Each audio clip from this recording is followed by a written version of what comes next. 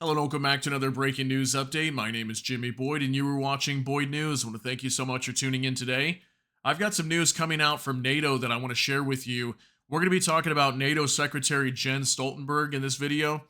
And we're going to be talking about him because he's been coming out a lot lately over the past several months and telling many NATO nations they need to start stepping up, bringing more military support to Ukraine. We need to ensure that Ukraine is going to win this fight against Russia, that Russia cannot win. So he recently was in a press conference, I believe it was yesterday, and during this press conference, he mentioned that weaponry for Ukraine could become mandatory. Okay, and that more NATO nations that are currently not even helping Ukraine, there's a lot of them that are contributing either very little or almost nothing at all. That they should be supplying more support for Ukraine, and they're not doing so. So he's thinking about potentially making these commitments and making them mandatory. Okay, so this is really huge news that he's saying that as high as 40 billion euros a year that NATO could be supplying Ukraine with weaponry and support, and currently they're not even reaching that, and that's what he believes the level they need to sustain to make sure that Ukraine is victorious in this war. So this is very big news, and this could push many countries to start having to bring and commit weaponry to Ukraine. And also at the same time, there's been a lot of countries that have come out and said they were going to commit to certain weapon shipments to Ukraine, and then they fell through and they ended up not doing so. So I think this is actually good news for Ukraine because this means more consistent support for them, considering that over the last year or so, it's been very staggered when it comes to their support. Sometimes they'll get some support from the West, sometimes they don't, and then some countries want to send them a Patriot missile system, for example, and then all of a sudden they don't want to send it no more. And obviously, Ukraine needs as much help as they can get.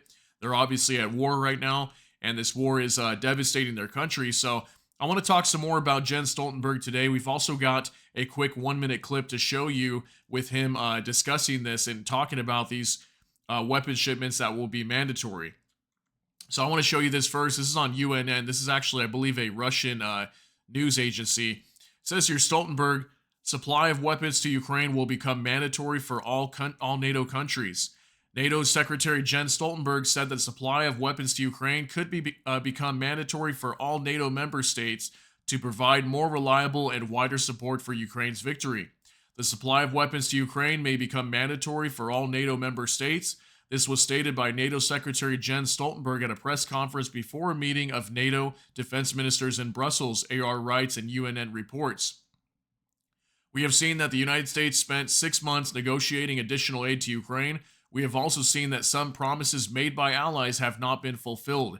If we turn this from a voluntary contribution into a commitment, the supply will become more reliable and larger. So that's what he's trying to achieve here, is make sure that the supplies for Ukraine are very reliable, that they continue to receive more weapons, more support, and that it's also reliable and continuously keeps coming in, okay? Because that's obviously a big issue for Ukraine. And there was that gap for 3 or 4 months, I want to say, at the start of this year, where Ukraine wasn't really getting any supplies, and they literally were almost on the verge of losing this fight because they just did not have the weapons to continue fighting the war. Now they've got those, and NATO Secretary General Jens Stoltenberg wants to ensure that they continue receiving the appropriate supplies that they need.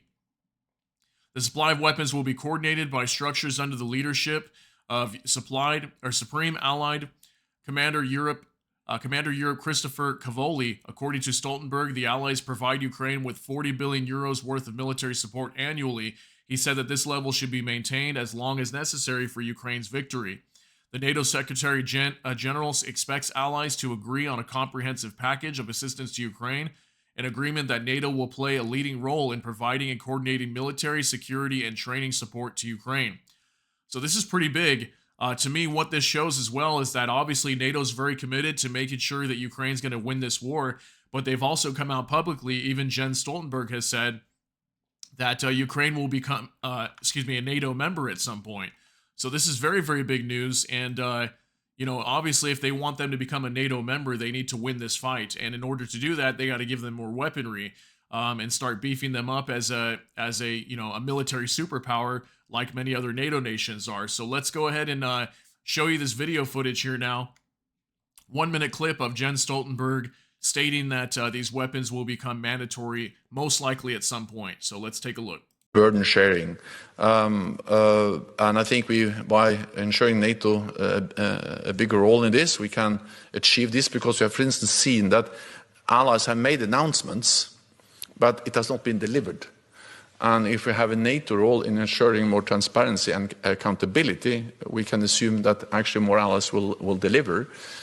We of course appreciate what the United States and other allies have done. It's unprecedented. At the same time, we saw that the United States spent 6 months agreeing a supplemental for Ukraine.